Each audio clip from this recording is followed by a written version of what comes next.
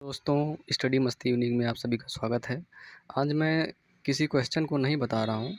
मैं संविधान से संबंधित जो आरक्षण का प्रावधान जो बनाया गया है, जो उपबंध जो बनाया गया है, उसके बारे में बता रहा हूँ। एक जो है एक समाज के लिए, जैसे अनुसूचित जाति, अनुसूचित जनजाति और पिछड़े वर्ग के लिए जो संविधान का प्रावधान बनाया गया है, उसके बारे में मैं बता रहा हूँ।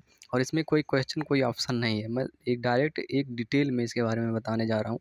तो आप लोग ध्यान से इसको देखिए। इसको देखने की भी ज़रूरत नहीं है, आप अगर इसको सुन भी लेते हैं तब भी आपको समझ में आ जाएगा। तो चलिए शुरुआत करते हैं। दिया गया है भारत का संविधान भाग 23। भारत के संविधान के अंतर्गत अनुसूचित जातियाँ, आंग्ल भारतीय समुदाय, पिछड़े वर्ग तथा अल्पसंख्यकों के लिए विशेष आरक्षण के उपबंध।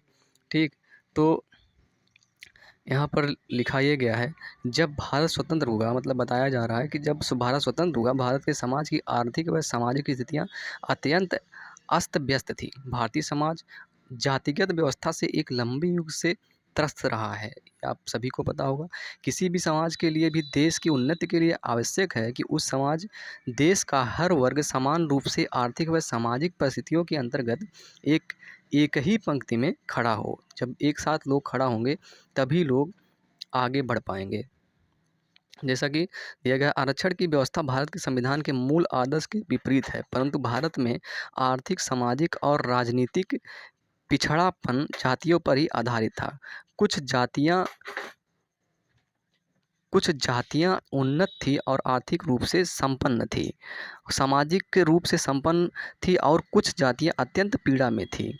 भारत में आरक्षण की आधारशिला भारत जाति व्यवस्था के अंतर्गत पेशे से बनी जातियों को ही बनाया गया, क्योंकि जातियों के आधार पर ही असमानताएं थीं।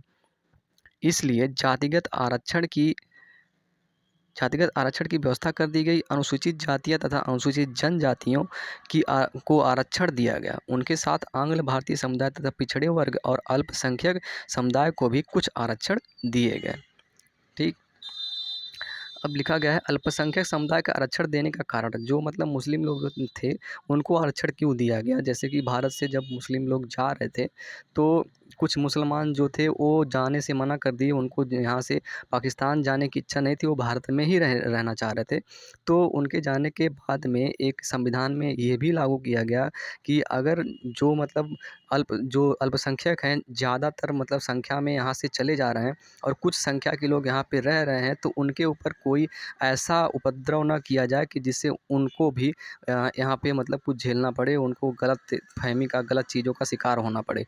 तो इसलिए संविधान में अल्पसंख्यक के लिए भी आरक्षण का व्यवस्था किया गया। जैसे लिखा गया, अल्पसंख्यक समुदाय को आरक्षण देने का कारण यह था कि जब भारत स्वतंत्र हुआ तब भारत का विभाजन भी हुआ और अल्पसंख्यक समुदाय, विशेषकर मुसलमानों द्वारा पाकिस्तान जाने से इनकार किया गया तथा उनकी निष्ठा भारत में ही बनी रहे।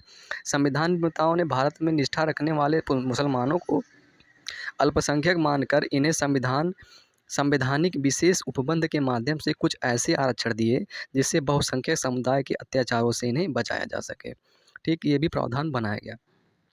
फिर बताया जा रहा है, संविधान में इस प्रकार किए गए आरक्षण के प्रावधान अस्थायी प्रावधान है। संविधान में यह प्रावधान कोई अस्थायी बुनियादी पत्थर नहीं है जिसे हटाया नहीं जा सकता।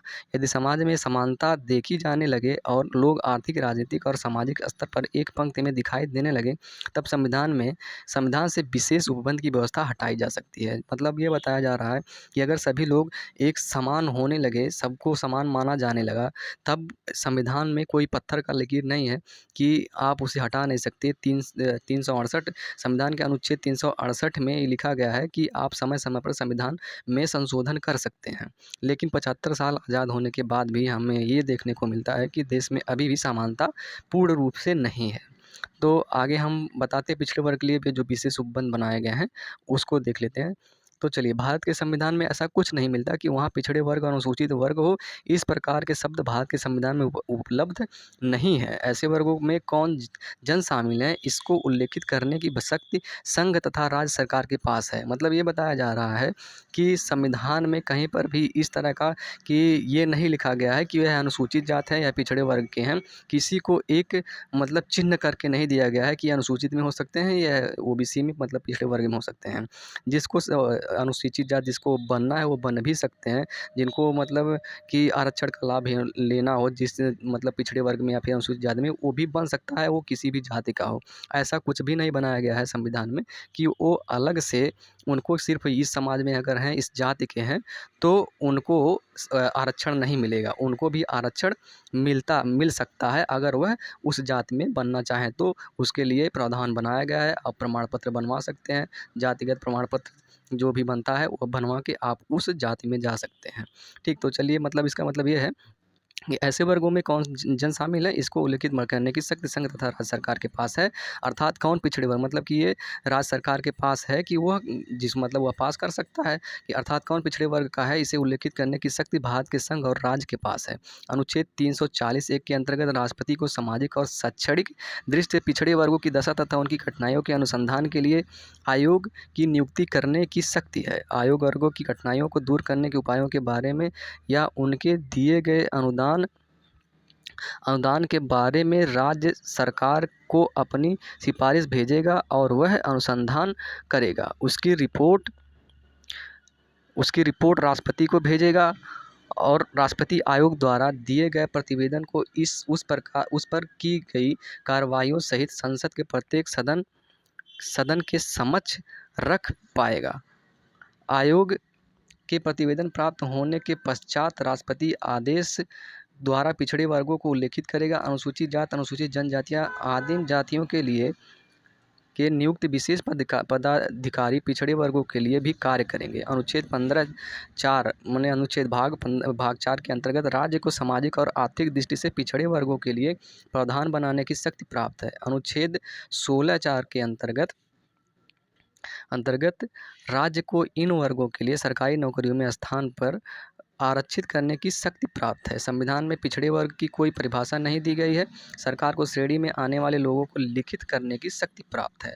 ठीक, चलिए बस यहाँ तक मैं समाप्त करता हूँ। मतलब कि अगर कोई किसी को भी मतलब कि अनुसूचित जाति या फिर पिछड़े वर्ग बनना है तो वह बन सकता है। संविधान में ऐसा कोई प्रावधान, ऐसा कोई नियम नहीं बनाया गया है जिसमें लिखा गया है, किसी भी जाति को एकदम उल्लेखित करके ये नहीं लिखा गया है कि आप इस समाज के हैं, आप ओबीसी में, आप पिछड़े वर्ग में आते हैं, आप अनुसूचित जाति में हैं। देखिए, समय समय पर संविधान में संशोधन होता रहता है। कुछ लोग ऐसे हैं जो कि थोड़ा मतलब दिमागी मानसिक से संतुलन ठीक नहीं होता है, उन लोग जो है विरोध करते हैं, संविधान का आरक्षण का विरोध करते हैं।